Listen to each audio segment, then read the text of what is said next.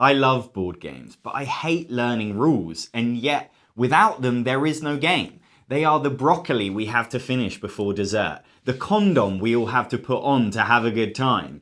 So the thinner the better. We're talking about rulebooks now.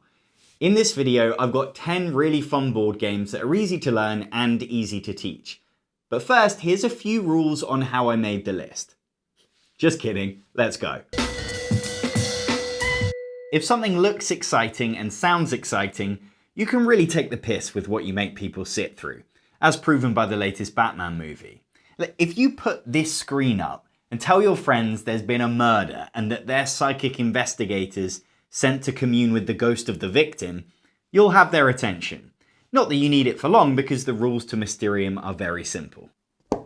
Pretty cool, huh? Wow, are we playing Dungeons and Dragons? And you can get them up to speed quicker by telling them it's like a game they've already played, Cluedo, because in this you also have to find the right murder weapon, location and suspect.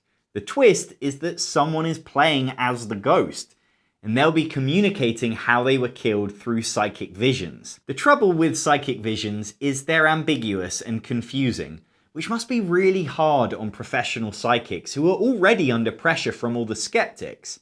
All I'm saying is, they don't get to decide who they're on the phone with. The psychics are all working together to solve the crime, and so they discuss the dreams they just had with each other to work out what they mean. Something you should never do in real life because you might bore someone to death. You're looking at the cards you've been given to try and find a common theme or symbol that leads to one of the suspects, and then you put your crystal ball on the one you think. If you're struggling, you can just guess, which is a bit unrealistic because a real psychic would never do that. It's great fun being the ghost, trying to piece together a clue that they'll notice, and then sitting there listening as they completely miss it and fixate on something else. This one has a park, and whenever we go to the park, we have cheese sandwiches. So I'm looking for something with cheese. No, not that one. Did you say something? No? Oh no, there must be a real ghost. One tip for Mysterium is to simplify it by not using the clairvoyancy tokens. They add a lot of faff to the game, and I don't think they're worth it, especially because it's easier to teach and run the game without them. You can have read the rules twice, you can have played it the night before, you can have taught it perfectly, and the most points wins. Right, that's it. Should we get going? But no matter what you do, there will always be... I have a question. Yeah? What's the hand size? Well, like I said, it's, God damn it. Going back to the rulebook is the worst feeling in the world. So, you've come crawling back. Yeah, hi, it's me again. You couldn't keep away, could you? No, I just need one thing and I'll be out your hair. That's what they all say. Take your time, I'm not going anywhere. You fancy a drink? I really got to be getting back to the game, so I just need... Need someone to tell you what to do, don't you? You like that? Where are you hiding that rule? It was right here before. I don't know what you're talking about. Oh, I found it. Thank God. Oh, just a quickie then. He'll be back. They all come back. Trekking the World does everything it can to stop you from needing to go back to the rulebook. At every step, there's a player aid or a visual cue to remind you of what you should be doing. In the game, you're trekking the world, visiting famous sightseeing spots. There are always 4 hot destinations to visit, and you're racing to Instagram them first by collecting the right coloured cards and sending your adventurer to the location to claim it. And the game pits you against each other by making 2 of them worth even more points to make you want them more. As you travel around the map collecting the cards you need, you're also picking up souvenirs from all the places you visit, taking its cube and putting it in your suitcase. If you have the most figurines, you get this tile, which is worth 11 points. But if someone gets more of them later on, they'll steal it off you. It's like the battle for the longest road in Catan, but there's 4 of them to fight over. So you've got to spread your focus between getting the big destination cards before anyone else and trying to pick up the cubes you want on the way. Plus, if you take the last cube from a continent, you get another bonus. One of the best touches is not even part of the game. On the back of each destination card is a description of the place. They know that when you play a game like this, you'll talk about the places that you've visited and want to visit, so that when you come across a place you don't know, you can read the card and find out that Mysore Palace is not just something you say when you get kicked in the groin. To find the right games for this list, I took all of my rulebooks out into a field and I was looking for the ones that would blow away in a light breeze. Carcassonne is so easy to teach that I could do it by heart, which is good because the rulebook blew into the river. In Carcassonne, you are all creating a region of France on the table. You take a tile and you have to add it to the map. What makes it so smooth is that the rules are visually intuitive. You can't connect a road to an empty field, but you wouldn't want to, it would feel wrong. Roads meet roads, cities meet cities, fields meet fields. It's like being the child of an Instagrammer. If it doesn't look nice, you can't do it. When you place a tile, you can add one of your people to it to take ownership of the city or road that you're building, so that when it's completed, you'll score points for how big it is and get your person back. Or should I say, if it's completed. If it gets too big or you don't get the tiles you need, it might never be finished, and your person will be stuck on it all game. Their only life on this earth spent working towards a project that gets completely forgotten about, like a medieval Netflix original. And you only have a few people, so you have to be careful where you invest them. It feels terrible to send your last person to control a tiny road one turn, and then the next draw a monastery tile which you can't use because you don't have anyone left. It'd be like marrying off your daughter to a blacksmith just to get a free axe, and then the next day you hear the Crown Prince is single. What I love about Carcassonne is that you're all adding to the map together in a sort of reluctant collaboration. And if you're feeling feisty, you can try to leech off someone else's city or road and get the points that they've built up. Or just make it harder for them to ever finish it. What are you doing? I'm making your city bigger. But now I'm never going to get to finish it, and I'm never going to get my worker back. Yes. There is one tricky rule with Carcassonne, the farmer rule. But in the latest version, they tell you to play without it for the first game. It's even on a separate rule sheet, so it doesn't confuse you. A farmer scores points for all the cities in the field he's lying in, so it gives you an extra reason to build in certain places, and to make sure you finish your cities off. Add it in once everything else makes sense, but make sure you do because it really ties the game together. Forget rules. In Diamant, the players only need to know one thing, whether to stick or twist. You all play as treasure hunters going into a cave to grab some jewels. In every round, everyone decides whether to go further into the cave to get more stuff or run away with your winnings straight back to the British Museum. If you stay in, a new card is flipped. It could be more treasure, which you divide equally among the people still in the cave. Or you could encounter something bad, like snakes. It was the exact plot of the film Indiana Jones. There was also some Goonies in there. Finding one hazard is fine, but if you find two of the same type, you have to leave the cave and lose all the treasure you found this round. You've gone bust. You should have left when you had the chance. Snakes. Why did it have to be snakes? It's such an easy game to run because every turn, everyone makes the same decision to stay or go. They don't even have to understand why they're making it at first. They'll soon realize when they lose all their treasure. And to help you out, there's a player aid to remind you what to do. But there's an extra twist that makes Diamant spicy.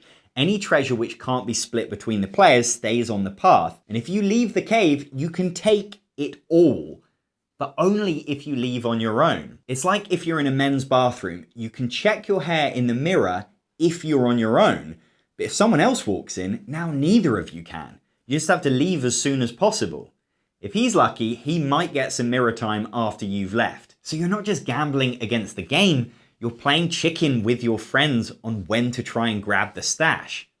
It's brilliant when everyone goes for it at once and gets nothing. Or when one brave player stays in after everyone else and manages to get loads of gems on their own. If you did make it out alive, you keep your hoard in your treasure chest. The player with the most rubies wins. They're just points, but points mean so much more when they're shiny and kept in a treasure chest. Did you know that statistically students learn more if their teacher is attractive? Maybe you're not bad at teaching rules. Maybe you're just ugly. For some of you, it will be both. But you don't have to be beautiful if the game itself is. Give them the dice from Sagrada to play with and you'll have their attention. John, Why don't the strawberry flavoured ones taste of strawberry? In Sagrada, you are using these dice to create a stained glass window. Every turn you take one and add it to your board. Your board that has these pleasant divots to house your dice. On a video, it probably looks like nothing to you. It's a hole, a void. But when you've played as many games as me, you appreciate a divot. You might call me a divot devotee. You might, but the government refuses to. Try playing another game after Sagrada without divots, then get back to me. It'll be like staying in a holiday apartment without a dishwasher. The challenge is in putting your dice in the right place. You're aiming to create certain patterns to get points. And to make that harder, some spots on your board can only take certain colours or numbers. And to make that harder, you can't put the same colour or number next to each other. And finally, you've got to reckon with which dice came out of the bag this round. So you have to rein in your expectations a bit. You can't paint the Sistine Chapel if all you've got is crayons. And I guess the same applies in the world of glazier. Sometimes they run out of purple glass, probably. The game does give you a few weapons with which to fight the luck of the dice. You can spend these gems to use one of these tools to change a number or move something around on your board. But just so you don't overload your friends all at once, I wouldn't explain how these work until you've played a few rounds. They're much more useful later on anyway when the board fills up and decisions become much trickier. Sagrada is a really satisfying puzzle that is super easy to learn but has enough to keep you engrossed. Its trick is that every time you come back to it, it feels like it's solvable, but it isn't. It's like doing a Sudoku where you can't use the number 7. I did a Sudoku once, easy, completed it. I never need to do another one. Whereas with Sagrada, there's a reason to keep coming back. It couldn't be named after a more apt cathedral because you could spend 100 years on it and still not feel like you've completed it. This video is sponsored by Subscribe to this channel. Have you ever found yourself watching an actual old video? What if I told you you're watching one right now? If you found it to be more enjoyable than watching a blank screen, you're going to love subscribing to this channel. And for just 1 millisecond more of your time, you can click the notification bell and be told when videos are released, which you would think would come with the base package, but it doesn't. I actually use this product myself, and I think it's solid, you know? I was using it for weeks before they offered to sponsor me, so it's just weird. And thank you to Subscribe to this channel for sponsoring this video. Rules are part of a wider family of gaming hassle known as FAF. Other types of FAF are how long it takes to set up a game. Right, so we've got to shuffle this deck, then we need to divide it into 5 equal stacks. Then we take one of these cards and put them into each of those 5 stacks, then shuffle the stacks separately on their own, then put them all on top of each other. And then can we play? Yeah, after 6 more steps. And the admin you have to do between turns to keep the cogs turning. Okay, so roll the dice to refresh the pool. Right, well the game can't have any 6s or 1s, so re-roll those. Okay. Okay, well you've rolled 2 6s, so re-roll them. Okay. Well, now you've rolled a 1, so re-roll that. Okay, you got a 6, so re-roll that. Seriously? Chronicles of Crime gives you a faff-free experience by using a mobile app to be the brains of the game. Okay, so you still have to lay out some cards, but that's some of that polyunsaturated faff that's actually good for you. And it cuts out any rules faff by teaching you how to play while you play an introductory scenario. You play as detectives trying to solve a crime together, and you use the mobile app to interact with that world. When you visit the crime scene, for example, you get to explore the room on the app like you're looking around it yourself to try and find evidence. Oh, there's a knife! And the sleepy woman is covered in ketchup. John, I think she might be making a sandwich. And the evidence you find then becomes cards that you can ask people about. To interview a suspect, you scan their QR code and read what they have to say. If you've been to a restaurant in the last 2 years, I know you can do that. The genius of the app is that you can ask a suspect about anyone or anything, scanning the code of a book you found at the crime scene or a rumor someone told you about. Sometimes they won't know what you're talking about, but when you get a juicy answer, it feels great. Ask him about the ketchup. Wow, they tested the ketchup that was found at the lunch scene, and it actually belongs to the politician. She stole his ketchup.